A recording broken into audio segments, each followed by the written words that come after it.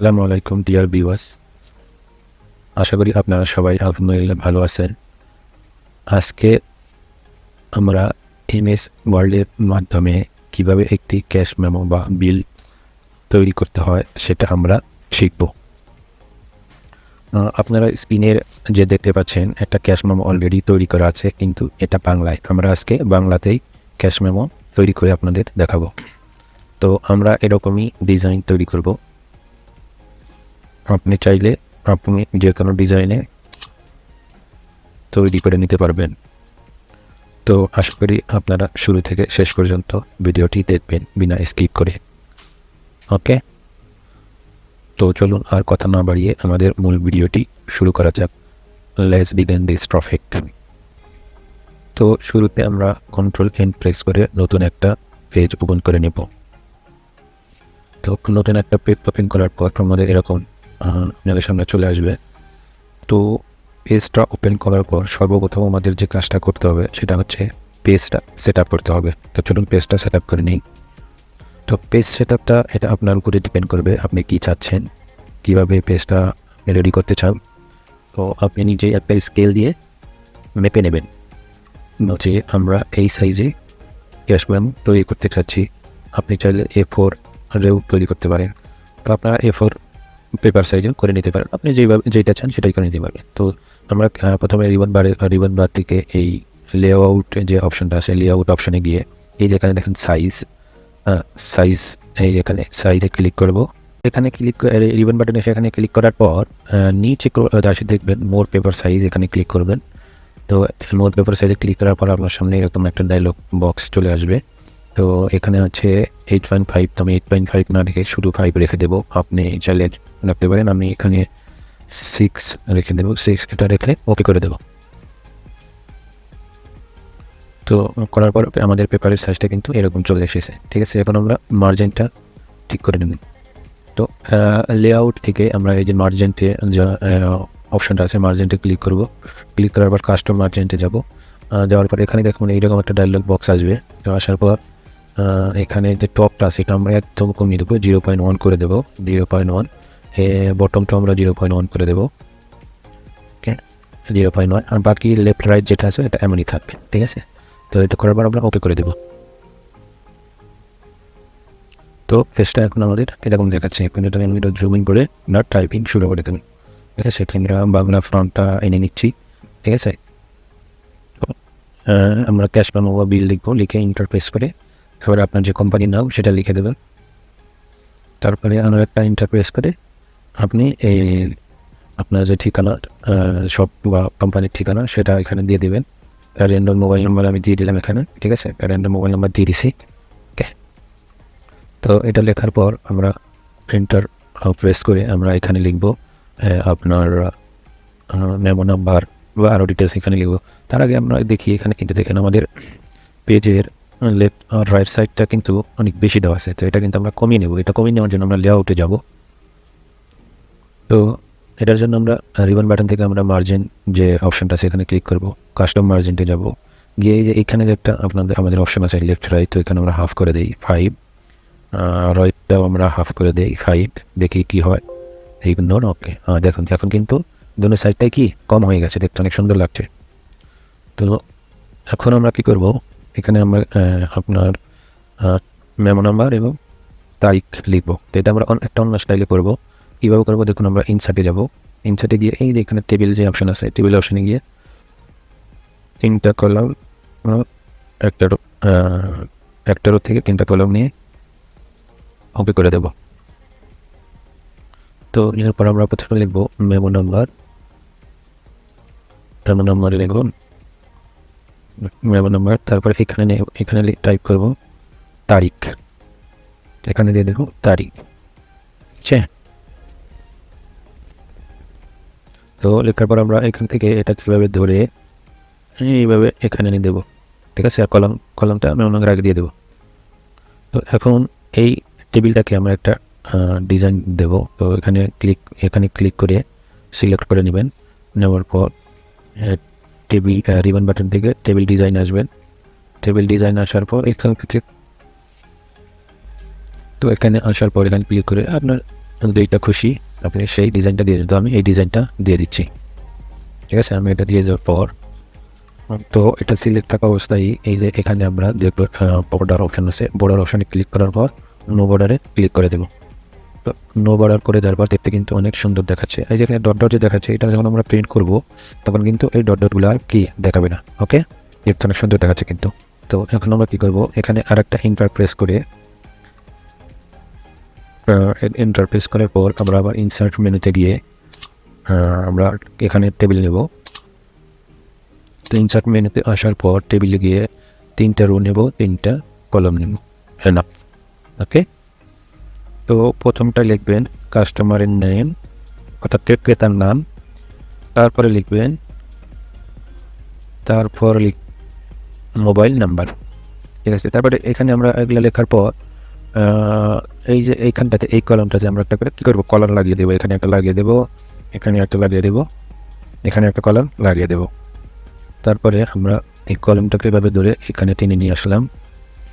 এরপরে আমরা এই টেবিলটাকে সিলেক্ট করে এখানে এটাকে একটা কি ডিজাইন দিয়ে দেবো আমরা। ঠিক আছে, এভাবে সিলেক্ট করে একটা ডিজাইন দিয়ে দেবো। তো সেম ডিজাইন ট্যাবে গিয়ে আমরা একটা ডিজাইন এখান থেকে দিয়ে দেবো। উদাহরণস্বরূপ আমরা এই ডিজাইনটাই দিয়ে দিলাম, এই ডিজাইনটা দিয়ে দিলাম। এবং এই টেবিলটা সিলেক্ট থাকা অবস্থায় আমরা বর্ডারে গিয়ে নো বর্ডার করে দিলাম। দেখেন দেখতে কিন্তু অনেকটা সুন্দর দেখাচ্ছে। দেখতে কিন্তু এখন অনেকটা কি সুন্দর দেখাচ্ছে। দেখুন এখানে একটা জিনিস লক্ষ্য করবেন, নিচের যে টেবিলটা আছে এই টেবিলটা থেকে মেমো নাম্বারে যে টেবিলটা আছে একটু কি ছোট হয়ে গেছে। তো এটার জন্য আমরা কি করব, এটাকে এভাবে সিলেক্ট করে লেআউটে যাব। তো লেআউটে এসে এখানে অটো ফিটে যাব। অটো ফিট উইন্ডোতে গিয়ে এটাকে, তো এখন অটো ফিট উইন্ডো করার পর দেখুন এখন কিন্তু দুটোটাই একই সমান আছে, দেখতে অনেক সুন্দর দেখাচ্ছে। তো এখানে ইন্টার বাটন প্রেস করার পর টেবিল অপশনে যাব, গিয়ে এখান থেকে 5টি কলাম নেব আর 3টি রো, 5টি কলাম 3টি রো নেব আমরা। ওকে, তো এখানে আমরা টাইপ করব মেমো নাম্বার, এখানে দেব সংখ্যা, এখানে দিয়ে দেবো এটা। তো এভাবে আমরা কি করে টাইপ করে দেব সিরিয়াল নাম্বার, বিবরণ, সংখ্যা, মূল্য, মোট। তো এটা করার পর আমরা এটাকে ধরে পুরোটা সিলেক্ট করে এটাকে একটা আমরা কি ডিজাইন দিয়ে দেবো। তো ডিজাইন বারে গিয়ে এখানে কি ডিজাইন দেওয়া যায়, ধরুন এই ডিজাইনটাই দিয়ে দিলাম। এই ডিজাইনটা দিয়ে দেওয়ার পর তো এটা সিলেক্ট থাকা অবস্থায় আমরা বর্ডারে গিয়ে এটাকে অল বর্ডার করে দেব। তো আমরা এখন এই কলামটাকে সিলেক্ট করে লেআউটে যাচ্ছি, লেআউটে গিয়ে এটাকে অ্যালাইনমেন্ট সেন্টার করে দিচ্ছি।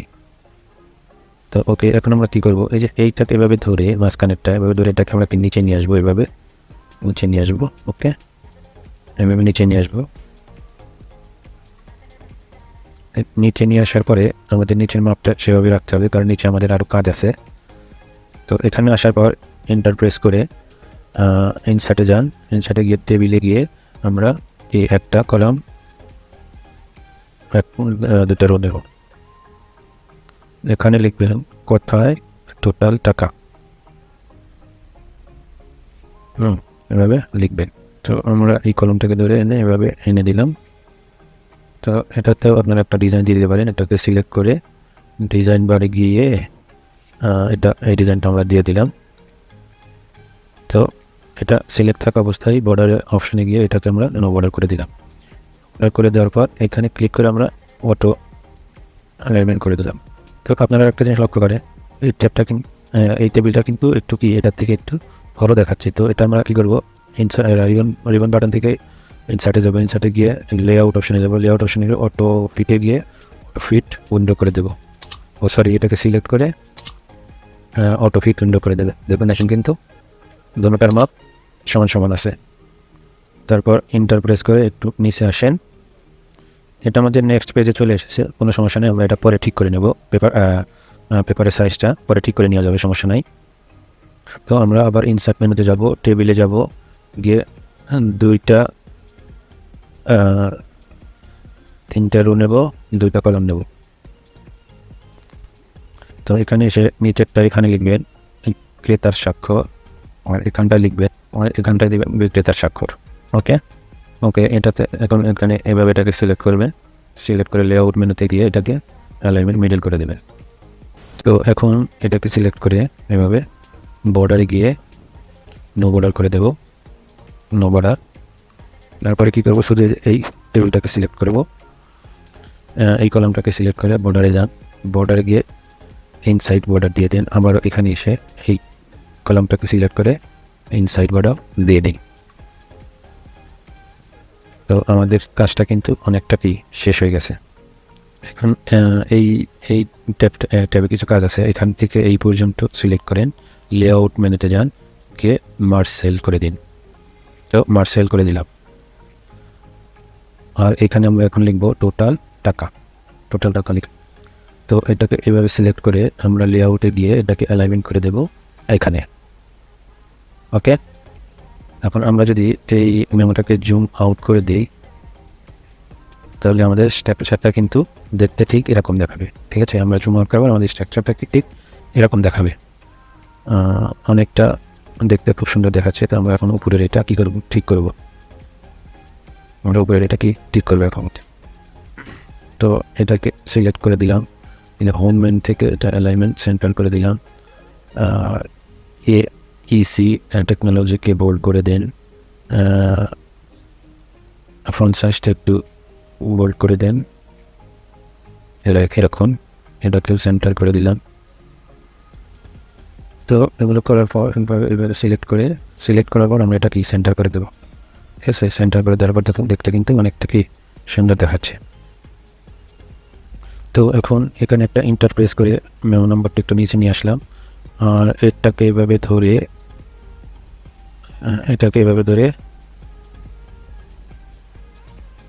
এখানে নিয়ে আসলাম। তারপরে আমাদের এই যে কথায় যেটা আছে এটাকে ধরে এনে একটু আমরা উপরে এনে দিলাম এভাবে। দেখুন এখন কিন্তু আমাদের ক্রেতার স্বাক্ষর বিক্রেতার স্বাক্ষরটা কিন্তু আমাদের উপরে চলে আসলো, কথায় টোটাল টাকা নিচের স্পেসটা আমরা আউট করে দেবো, এই পেজটাকে আমরা ডিলিট করবো, সমস্যা নেই, এটা আমরা করে দিচ্ছি। তার আগে উপরে এই ট্যাবে আরও কিছু কাজ আছে। তো এখন আমরা এই টেবিলটাতে কাজ করব, এখানে ধরে সিরিয়াল নাম্বারটাকে একটু ছোটো করে দেবো, এটাকে মোট টাকাটাকে একটু ছোটো করে দেবো, এটাও ছোটো করে দেবো মূল্যটা, কারণ আমাদের বিবরণটা যে আছে এটাকে একটু কি বেশি লাগবে। তো কারণ বিবরণের এখানে আমাদের যে জিনিসগুলো নেব ওগুলো হয়তো একটু বেশি স্পেস লাগবে, তার কারণে স্পেসটা একটু বেশি দিয়ে দিচ্ছি। তো মোটামুটি হয়ে গেছে এরকম। নোটটা আর একটু ছোটো করে দেবো, বাস মূল্যটাও ছোটো করে দেবো, সংখ্যাটা ছোটো থাকলে সমস্যা নাই। ওকে, তো এটা হয়ে গেল। এটা করার পর আমরা এইখান থেকে এই টেবিলটাকে পুরো সিলেক্ট করব, করার পর টেবিল ডিজাইনে যাব, গিয়ে বর্ডারে গিয়ে অল বর্ডার করে দেব। ঠিক আছে, দেখুন এখন সুন্দর দেখাচ্ছে। তো এখন দেখি নিচে আমাদের এই পেজটা নিয়ে এখানে নিচে চলে এসেছে, দেখি এটাকে ডিলিট করা যায়। এভাবে সিলেক্ট করে ব্যাক স্পেস করে দিন, দেখুন চলে গেছে। ঠিক আছে, ব্যাক স্পেস করে দেওয়ার পর কিন্তু কি চলে গেছে, আর নিচে কিন্তু আমাদের পেজটা নেই। তো এখন আপনি চাইলে এখানে প্রত্যেকটা টেবিলের কালার কিন্তু চেঞ্জ করতে পারবেন, আপনার যা ইচ্ছা যে কোনো কালার আপনি এখানে দিতে পারবেন, যেটা মন চায় সেভাবে আপনি কাস্টমাইজ করে নিতে পারবেন। তো আমরা দেখে নিলাম কীভাবে বাংলায় খুব সহজে একটি ক্যাশ মেমো বা বিল বানানো যায়। অনেক দোকানেই দেখা যায় যে কোনো সফটওয়্যার থাকে না, তো আপনারা চাইলে এটা ইউজ করে আপনি তাড়াতাড়ি করে প্রিন্ট আউট বের করে নিতে পারবেন। তো ভিউয়ার্স, এই মেমোটি কেমন লাগলো আপনাদের কমেন্ট সেকশনে গিয়ে জানাবেন, আর যদি ভিডিওটি ভালো লেগে থাকে একটি লাইক দিয়ে দিবেন। বন্ধুরা, যদি আমার চ্যানেলটি সাবস্ক্রাইব না করে থাকেন তাহলে সাবস্ক্রাইব করে নিন, অল নোটিফিকেশন অন করে নিন, বেল বাটন প্রেস করে রাখুন, যাতে আরও অনেক ভিডিও নিয়ে আসতে পারি আপনাদের জন্য আমার এই চ্যানেলে। সোশ্যাল মিডিয়ায় আমাকে ফলো করতে চাইলে ডিসক্রিপশনে নিচে দেওয়া লিঙ্ক আছে, সেখান থেকে আমাকে ফলো করতে পারে। তো সবাই ভালো থাকুন, সুস্থ থাকুন, ধন্যবাদ সবাইকে ভিডিওটি দেখার জন্য। আবার দেখা হবে পরবর্তী কোনো টিউটোরিয়াল নিয়ে। খোদা হাফেজ।